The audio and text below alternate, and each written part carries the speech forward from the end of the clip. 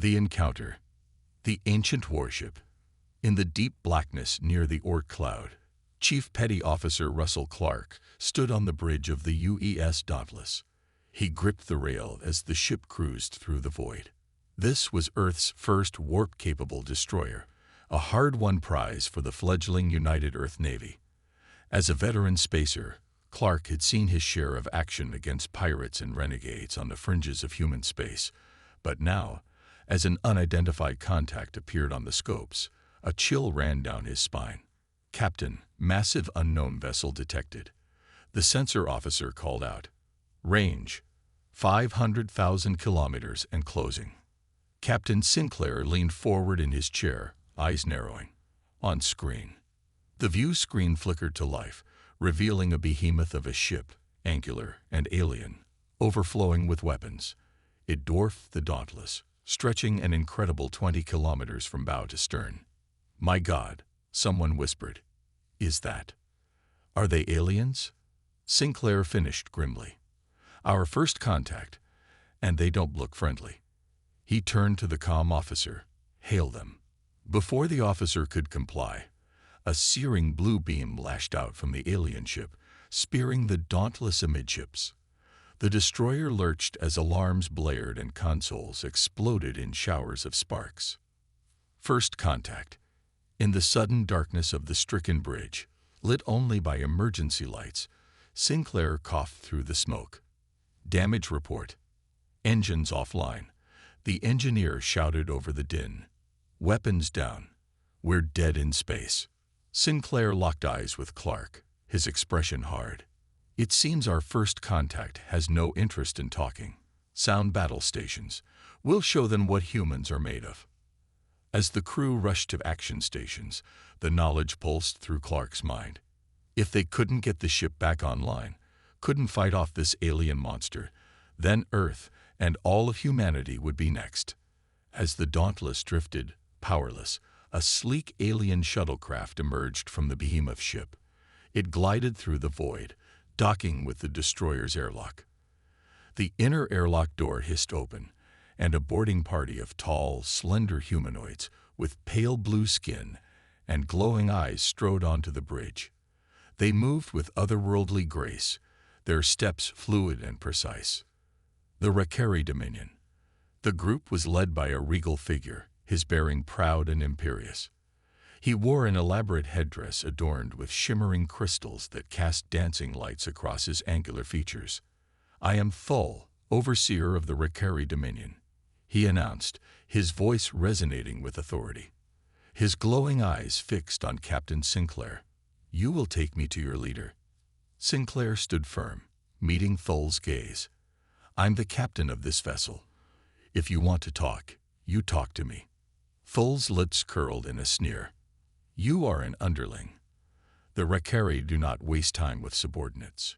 Bring me your ruler or suffer the consequences." "That's not how it works," Sinclair said, his voice steady. "There's a chain of command. I speak for Earth here." Thul's eyes narrowed. He gestured sharply to one of his guards, a hulking brute with a scar-mottled face. The guard reached to his hip and drew a strange weapon, a sleek device that seemed grown rather than manufactured, all flowing lines and crystalline angles. He aimed it at Sinclair's chest. In a blur of motion, Chief Clark launched himself at the guard. They crashed to the deck, grappling for control of the weapon. It discharged with a searing hiss, a lance of blinding light that narrowly missed Sinclair and blasted a molten hole in the bulkhead. Clark and the guard rolled across the deck, a tangle of straining limbs and snarls. Defiance and desperation. With a wrenching twist, Clark ripped the weapon free. He rolled to his feet and spun to face the guard, the strange gun humming with power in his hands. The guard lunged for him, but Clark squeezed the trigger. A pulse of scintillating energy struck the Rakari in the chest, hurling him back. He slammed against the bulkhead and slumped to the deck, stunned. The other Rakari guards stepped back warily, hands hovering near their own weapons. Thul's face contorted with rage. "You dare," he hissed at Clark. "You dare lay hands on a warrior of the Dominion."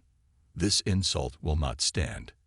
He turned to Sinclair, jabbing a long finger at him. Your ship is now forfeit, human. Your crew will be taken into custody as payment for this transgression.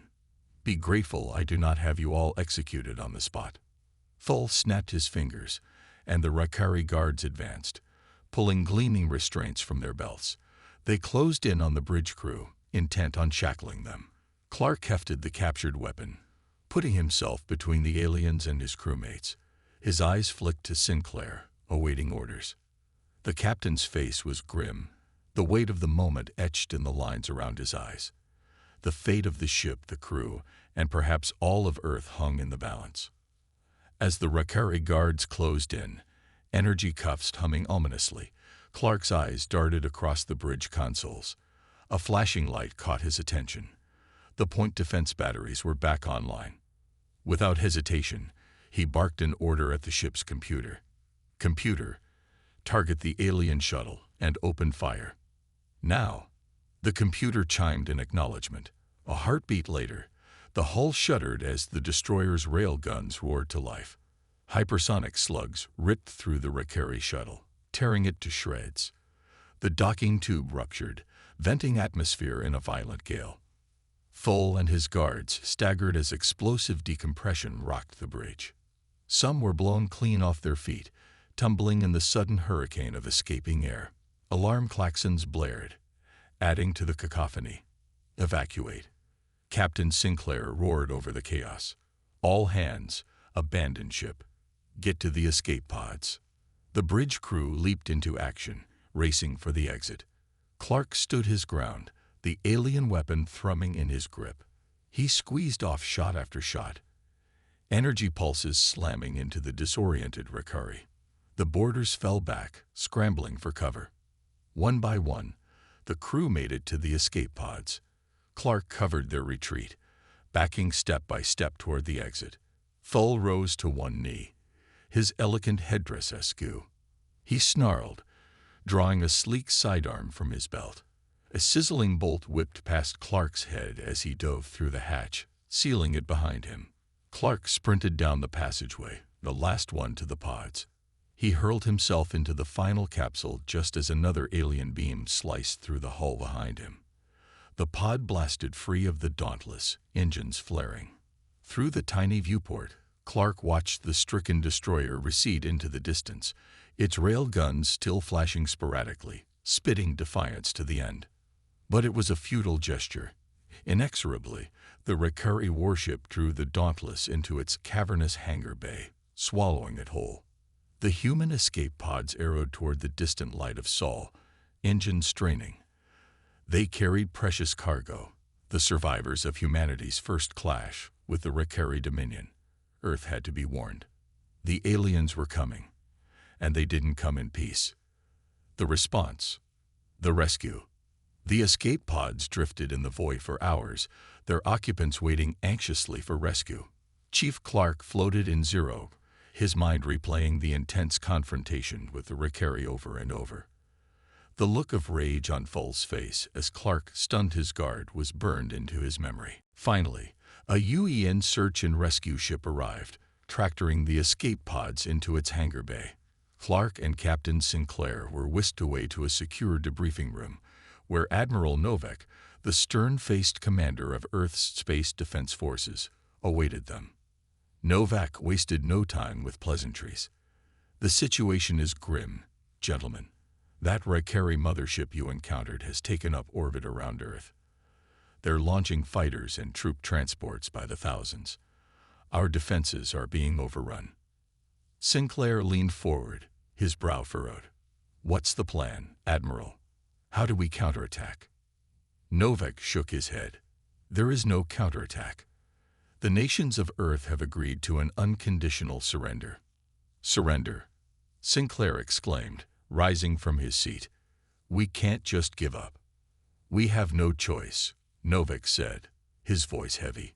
The alternative is the death of billions. The Rakari have made their demands clear. In exchange for a ceasefire, they want the human responsible for destroying Thul's shuttle handed over to them immediately. Sacrifice. All eyes turned to Clark. He met their gazes steadily, his face an impassive mask. Sinclair banged his fist on the table. No, absolutely not. I won't let my man be sacrificed to those alien bastards. Novak fixed Sinclair with a hard stare. This is not up for debate, Captain. The decision has been made at the highest levels. The needs of the many outweigh the needs of the few. Clark stood, straightening his uniform. I'll do it, sir. Chief, no, Sinclair protested. We'll find another way. Clark shook his head. If it saves lives, saves Earth, then it's my duty. I knew the risks when I signed up. He turned to Admiral Novak. I'm ready, sir. Novak nodded solemnly. He gestured to a pair of armed Marines who entered the room, carrying restraints. As they bound Clark's wrists, Sinclair gripped his shoulder. I'll get you back, Russell. I swear it. The Rakari will pay for this. Clark gave him a grim smile as the Marines led him away. Give him hell. Skipper. In captivity. A Rakari shuttle was waiting in the hangar bay, a full security detail standing guard. Clark was roughly shoved aboard, the alien soldiers eyeing him with open hostility. As the hatch sealed shut behind him, Clark took a deep breath. He was alone now, at the mercy of Earth's conquerors, but he would face whatever came with his head held high. He was a sailor of the United Earth Navy. He would not break. Clark's boots clanged on the deck as the Rakari guards marched him through the bowels of the alien mothership. The hallways were dimly lit, the air thick with the acrid scent of ozone. Strange pulsing conduits snaked along the walls, their purpose unknown. The guards ushered him into a vast chamber, a cavernous space that seemed to stretch on forever. Towering columns adorned with glowing glyphs soared into the vaulted ceiling high above. At the far end, on a raised dais, sat Thull upon a throne of gleaming metal, his expression one of smug satisfaction. The guards shoved Clark to his knees before the overseer. Thull leaned forward, his glowing eyes boring into Clark's. Behold the fate of those who defy the Rakari dominion. Thull said, his voice echoing in the vast chamber. Your world has fallen. Your people have submitted, and you, the human who dared to raise a hand against us, are now at my mercy. Clark met Thull's gaze unflinchingly. We may be down, but we're not out. Humanity won't stay under your boot forever. Thull laughed, a cold, mirthless sound. Your spirit is admirable, human if misguided. You fail to grasp the inevitable. The Rakari have been watching your kind for generations, ever since your first primitive signals reached our listening posts. We have seen your potential and your weakness. On the bridge of the Prometheus, Captain Sinclair gripped the arms of the command chair as Taylor's holographic form flickered to life before him. The firstborn Imperator's eyes glowed with an ancient, unsettling light as he spoke. The solar lance, Taylor intoned, his voice resonating through the chamber. The pinnacle of our civilization's weaponry. It harnesses the very fury of a star, focusing it into a beam of unrivaled destructive power. Sinclair leaned forward, his brow furrowed. How do we use it? Taylor's image shimmered, a star map blooming to life around him. A pulsing red dot appeared, perilously close to the system's sun.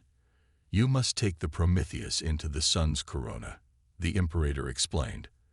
There, the solar lance will drink deep of the star's energy, charging its capacitors to full capacity. Only then can it be fired. Sinclair exchanged a look with his crew, seeing the apprehension in their eyes. Dr. Novak stepped forward, her voice tight with concern. The corona, the temperatures, the radiation, can the ship withstand it? Taylor's gaze fell upon her, his expression unreadable. The Prometheus was built to endure the unendurable, to stride the stars like a colossus. It will hold. Sinclair took a deep breath, his decision made. Helm, lay in a course for the sun. We're going in. As the Prometheus surged forward, Sinclair opened a comm channel to the rest of the ship. All hands, brace for extreme conditions. This is it, people. The fate of Earth rests on our shoulders. The infiltration. In the heart of the Rakari mothership, the battle raged. Energy beams crackled through the air as Clark, Zorax, and their team of rebels fought their way toward the weapons control center. The corridors rang with the clash of weapons and the cries of the fallen. Clark ducked as a searing bolt whipped past his head, the heat of it scorching his cheek. He returned fire with his captured Rakari rifle, the alien weapon bucking in his hands. A Rakari guard toppled, his chest a smoking ruin. "Push forward," Zorax roared, his reptilian features contorted in a snarl. "We're almost there." They burst into the control room in a hail of shattered glass and sparks. Alien consoles exploded under their onslaught. But there, waiting for them, was Thal. The Rakari overseer stood amid the chaos, a crackling energy whip coiled in his fist, his eyes blazing with murderous rage. "You dare," he hissed, his voice dripping with venom. "You dare defy the might of the Rakari." Clark stepped forward, his weapon leveled at Thal's chest. "Your reign ends here, Overseer." Thal's lips peeled back in a sneer. "You think you can best me, human? I have broken 1,000 worlds. I will break you." The whip lashed out, a sizzling arc of energy. Clark rolled, the whip scorching the deck where he'd stood a heartbeat before. He came up firing, but Thal was already moving, a blur of speed and fury. They clashed in the center of the room, the whip snapping and coiling, Clark's rifle blazing. Consoles shattered and alarms blared as they dueled, locked in a deadly dance. But Clark could feel his strength waning, his body battered and bruised. Thal seemed inexhaustible, a relentless machine of destruction. The Overseer's whip snared Clark's rifle, wrenching it from his grasp. Thal loomed over him, his eyes alight with triumph. "Now, human," he snarled, raising the whip for a killing blow. "Now you die." Clark's hand scrabbled across the deck, searching for a weapon, anything to turn the tide. His fingers closed around a jagged shard of metal, torn from a shattered console. As Thal's whip descended, Clark lunged upward, driving the improvised blade into the Rakari's chest. Thal's eyes went wide, a choking gasp escaping his lips. Clark rose, his face grim. With a savage twist, he hurled Thal back, sending him tumbling over the railing of the reactor core. The Overseer vanished into the seething blue glow, his scream echoing long after he disappeared. The final gambit. Around them, the Rakari crew fell into disarray, their leader fallen. The rebels surged forward, overwhelming them with sheer numbers and purpose. The tide had turned. On the Prometheus, the bridge crew shielded their eyes as the sun filled the view screen, a seething ocean of nuclear fire. The ship bucked and shuddered as it plunged into the corona, its shields flaring with blinding brilliance. Temperature spiking. Dr. Novak shouted over the blaring alarms. "Radiation levels off the charts." "Hold steady," Sinclair roared, his fist clenched on the armrests. "Charge status." 80% came the reply. 90%. Capacitors nearing critical mass. The ship groaned, its hull creaking under the immense strain. Sinclair gritted his teeth, sweat beading his brow. The fate of Earth, of all humanity, hung in the balance. "Charge complete," the weapons officer cried. Solar lance ready to fire. "Lock target on the mothership," Sinclair commanded. "Fire on my mark." A tense heartbeat passed, then another. Time seemed to stretch into infinity. Fire. A blinding lance of pure energy erupted from the Prometheus, a searing beam of staggering power. It speared across the void, an unstoppable force of cosmic fury. On the view screen, the Rakari mothership loomed, crippled and vulnerable. The solar lance struck it dead amidships, the ship's hull crumpling like tin foil. Explosions blossomed along its length, secondary detonations ripping through its innards. The mothership shuddered, mortally wounded. Then, with a final titanic blast, it shattered, torn apart by the unimaginable power of the solar lance. Debris spun away into the void, glittering in the light of the distant sun. On the bridge of the Prometheus, The crew erupted into cheers, their voices roaring with triumphant relief. Against all odds, they had done it. Earth was safe. Humanity was free. But as Sinclair slumped back in his chair, exhaustion etched into every line of his face, he knew their fight was far from finished. The Rakari would return, seeking vengeance for this defeat. And out there, amid the stars, countless other threats lurked, waiting to be faced. The Prometheus had struck the first blow for freedom, but the war for the galaxy was only just beginning.